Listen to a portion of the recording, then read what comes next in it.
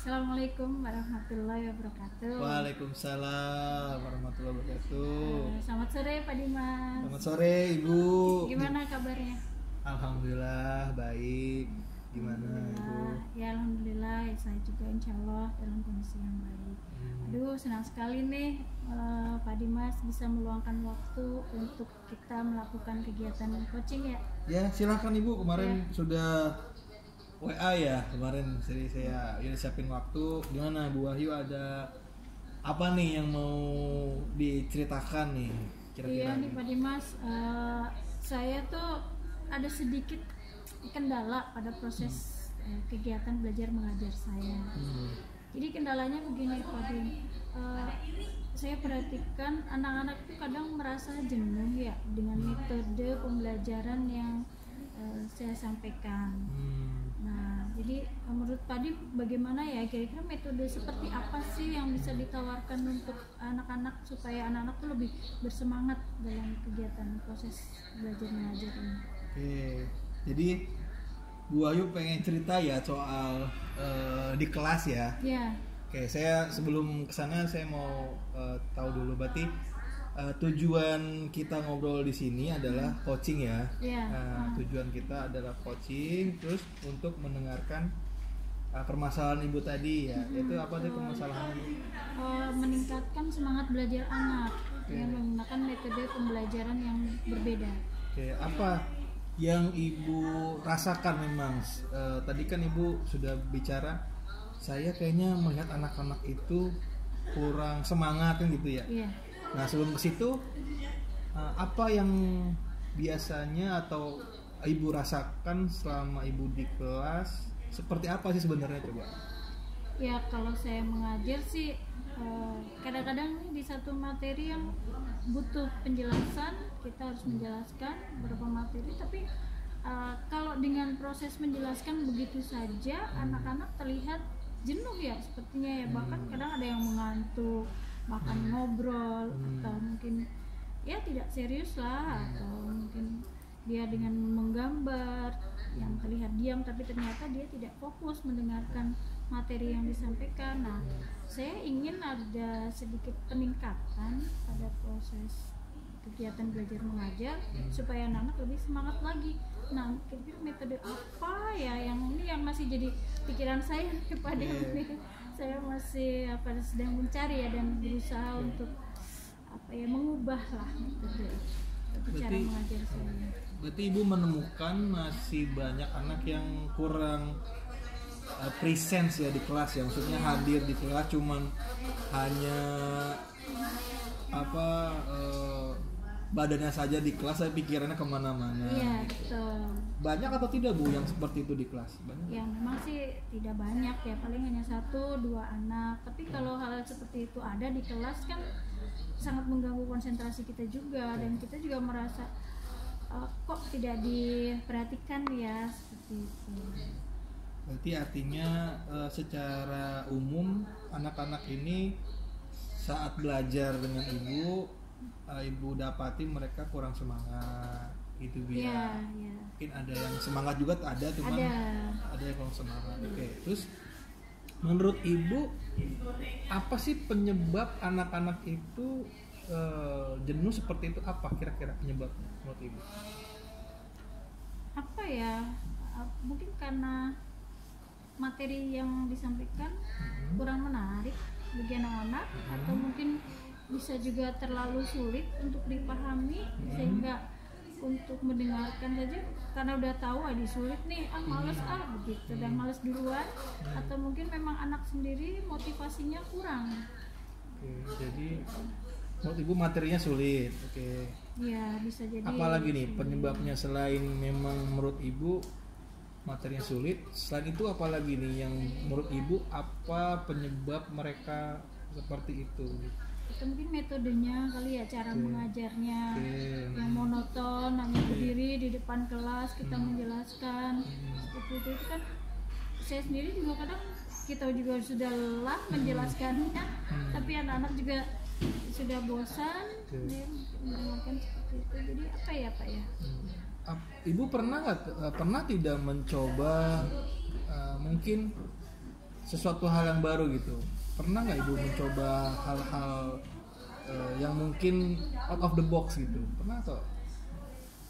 Pernah sih Pak, di sela-sela pembelajaran saya kadang memberikan games atau permainan ya, games seperti itu, memberikan dengan acara kuisis, memberikan kuisis ya, kemudian juga dengan menggunakan apa namanya media elektronik yang kita punya seperti itu. Kita bikin apa ya, seru sekali kalau zaman sekarang kan ada yang namanya TikTok ya Pak ya. Nah Ya, benar. itu jadi saya berusaha Pak untuk memanfaatkan media yang ada, media sosial untuk hal-hal yang positif ya, ingin mengarahkan ke situ.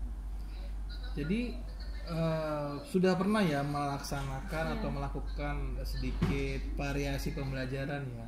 Sudah. Artinya itu sudah ada efek ya sebenarnya ke anak bahwa untuk tujuannya meningkatkan perhatian, supaya meningkatkan apa ya, supaya fokus mereka gitu. Jadi ada nggak Ibu rencana untuk menerapkan itu lagi, ada atau tidak? Ingin sih, tapi mungkin untuk beberapa materi yang sepertinya menarik ya untuk menggunakan metode-metode yang seperti itu tadi ya. Disesuaikan ya? Ya, disesuaikan. Apa nih kira-kira yang dengan metode tadi, variasi games tadi, kuisis, ataupun bisa bermain media sosial TikTok atau mungkin story Instagram, itu di materi-materi apa Bu kira-kira?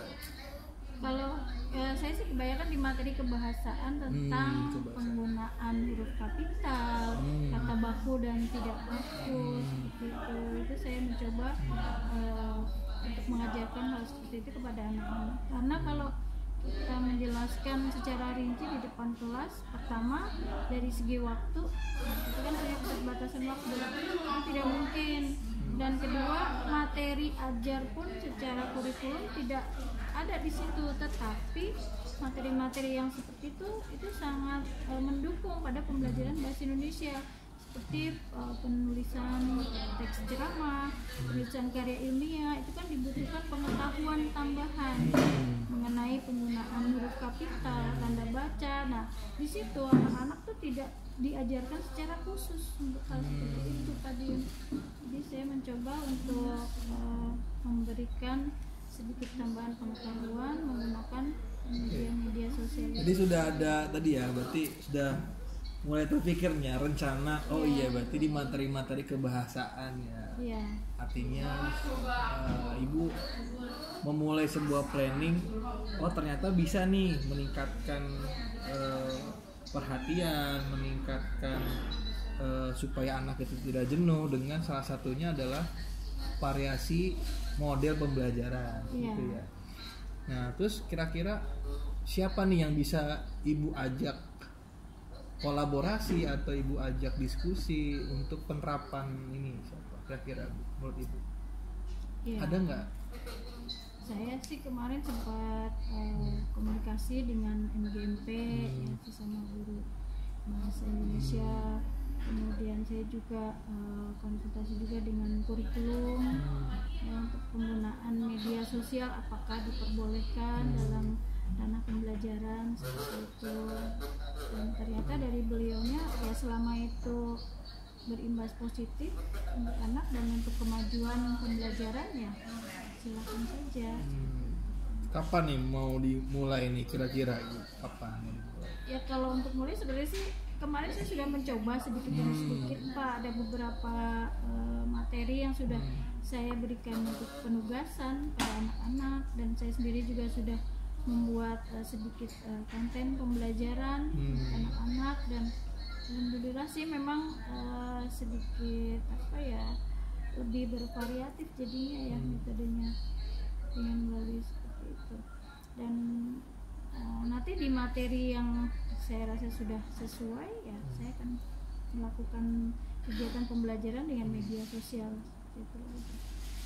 Ya, nantinya juga bisa mungkin tadi Ibu sampaikan MGMP ya, berarti artinya bisa diajak kolaborasi, observasi juga bisa Ibu bisa mengajak rekan sejawat untuk observasi di kelas, untuk menyimak, untuk merasakan bagaimana rasanya mengikuti pelajaran Bu Wahyu di kelas. Jadi ada umpan balik gitu Bu Wahyu ya. Ya gimana Bu Wahyu seperti itu?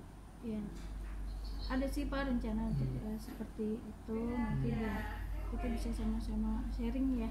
Pasti. Jadi seperti itu ya. Begitu juga tidak hanya dengan satu mata pelajaran saja, apa mungkin kita kolaborasikan juga dengan mata pelajaran yang lain ya.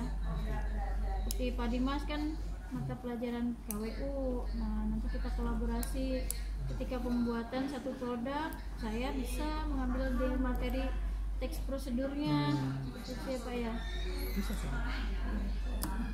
Ya sudah, kalau misalnya memang sudah ada kita komitmen ya tadi ya. Saya dengar komitmen dari Ibu untuk berusaha menerapkan tadi ya rencana tadi, kemudian Ibu ada komitmen untuk menerapkan itu sesegera mungkin ya, saya mendukung. Artinya itu upaya kita untuk meningkatkan pelayanan kita, bagaimana kita sebagai pemimpin pembelajaran bisa membuat sebuah pelayanan ke murid, bisa berpihak kepada murid kita. Itu dari saya seperti itu. Ya, terima kasih banyak Pak Dimas atas waktunya, atas masukannya, sama-sama. ya, saran-sarannya juga insya Allah nanti akan kita terapkan, dan mudah-mudahan juga ini bisa menularkan praktik baik ya teman-teman. Saya juga terima kasih banyak udah ngobrol-ngobrol, hanya sharing, kita coaching ya. Artinya di sini coaching itu adalah seorang coach bisa menceritakan apa yang menjadi permasalahan yang dia rasakan, kemudian dengan obrolan itu bisa menemukan dengan sendirinya jawaban atas permasalahan. Sama seperti kita di kelas, bagaimana Merdeka Belajar itu kita memberikan keleluasaan kepada murid kita, sehingga dengan keleluasaan mereka mengeksplor materi itu, dengan sendirinya mereka bisa menemukan kemandirian belajar. Baik, terima kasih Bu Wahyu. Sama-sama Pak Dimas, saya mengucapkan banyak terima kasih atas waktunya.